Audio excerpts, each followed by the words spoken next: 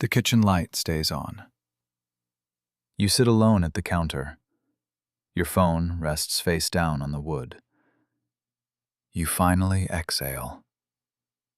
The heavy waiting just stops.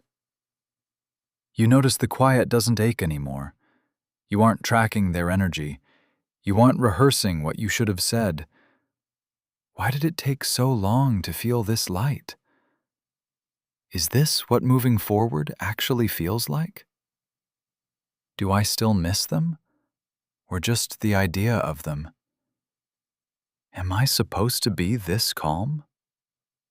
You didn't drift away because your love faded. You stepped back because your nervous system finally refused to keep begging for oxygen. You're not failing at love. This is not proof you chose the wrong person. Every couple that has ever loved deeply has stood exactly where you're standing right now.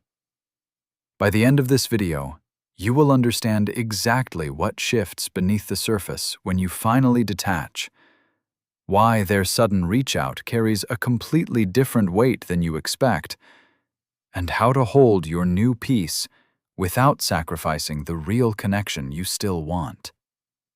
Let's get into it. Most couples believe moving on requires cold distance, rigid no-contact rules, or dramatic exits to finally break an exhausting cycle. But the real truth is that detachment is simply your nervous system exhaling after years of holding its breath for someone who never learned how to catch you.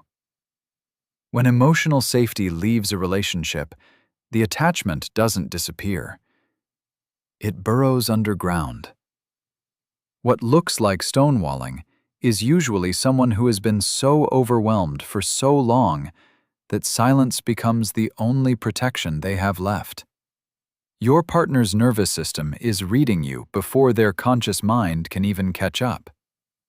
When you stop performing the anxious pursuit, their defensive armor drops. Space stops feeling like rejection. It starts feeling like a mirror. They don't experience your peace as abandonment. They experience it as gravity shifting in the room. And that sudden stillness forces them to feel the unspoken weight of what they've been avoiding. The anxious avoidant cycle breaks the moment one person stops chasing the ghost. But here's what nobody explains. That mirror doesn't just show you what you've lost. It shows them what they've been running from. Once you understand the 5 psychological shifts that happen when you truly detach, you stop reacting to their confusion. You start responding from your center. 1. The neutral gravity shift. Here's the part no one talks about. Most couples assume detachment has to look like indifference, blocked numbers, or carefully crafted boundaries to actually move an avoidance energy. But beneath the surface, what their nervous system actually registers isn't your distance. It's your emotional neutrality. You stop performing urgency. You stop matching their withdrawal with frantic pursuit. Their attachment blueprint was wired to expect a chase. When you finally drop the rope, their internal alarm system shifts from defense to quiet curiosity. They don't feel punished.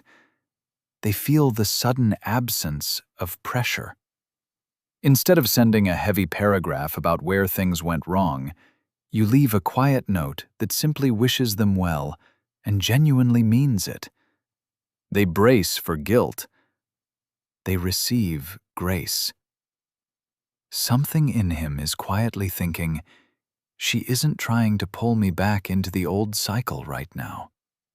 And when you do that, the walls between you start to soften without either of you having to say a word. 2. The delayed panic response. And this is the one most couples never figure out. Most people in relationships interpret the avoidant's sudden texts as proof they finally realized what they lost. But the deeper psychological truth is that emotional distance isn't built like a brick wall. It forms like scar tissue that accumulates slowly over 100 tiny moments that never received repair. When you finally step out of the push and pull rhythm, their system experiences a sudden vacuum. The familiar weight of your longing disappears overnight. Their nervous system panics. They panic not because they suddenly miss your presence. They panic because they miss the familiar anchor that kept their own dysregulation grounded. Instead of asking for immediate clarity about where you stand, you answer with steady, measured presence that leaves room for them to breathe. They expect urgency.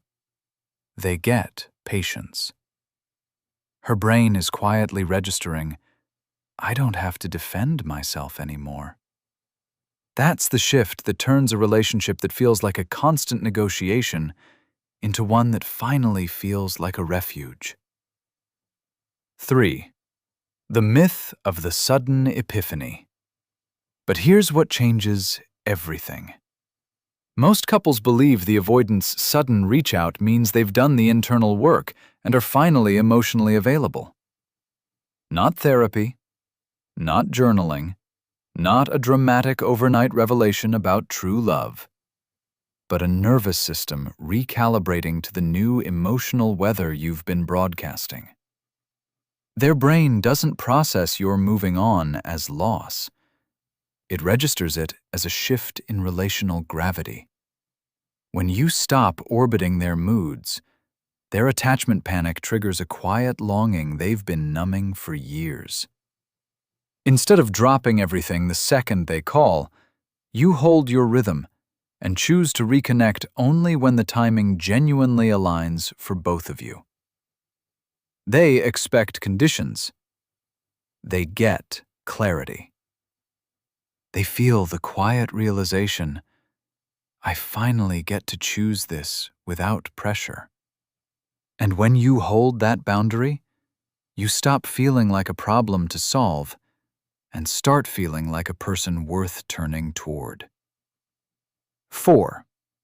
The nervous system reset. This is where it gets really interesting.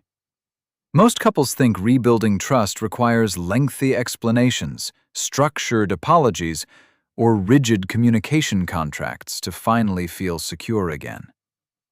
But real repair doesn't happen through performance. It happens through consistent emotional regulation. Your avoidant partner's system has been bracing for impact since the moment you pulled back.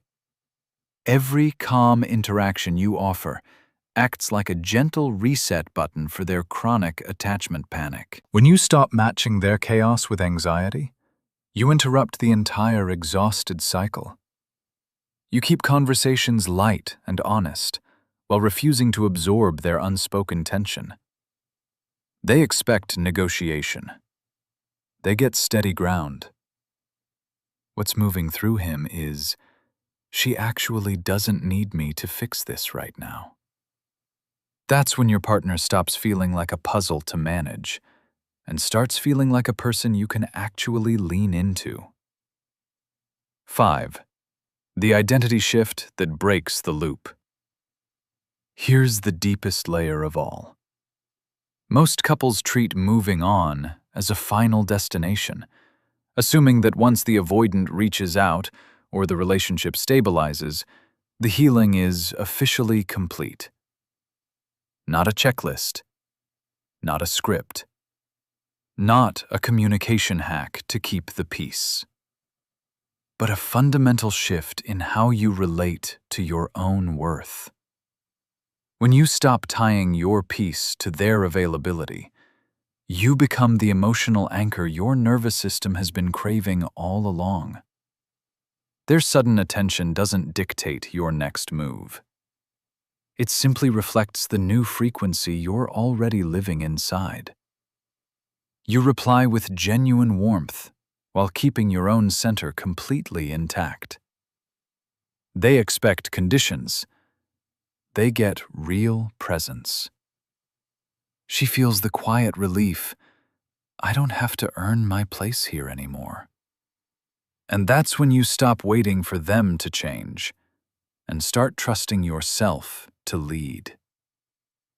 This isn't a behavioral checklist to manage someone else's attachment style. It's an invitation to stop outsourcing your peace and start trusting your own emotional rhythm completely. When you internalize this shift, you stop reacting to their silence and start responding from your center. Your partner will feel that new steadiness long before you ever say a word. These aren't strategies for a smoother relationship. They're the quiet beginning of becoming the kind of person who never abandons themselves just to keep someone else comfortable. Real intimacy doesn't start when you finally find the right person. It starts the moment you decide to become the one who no longer needs them to be perfect to feel whole.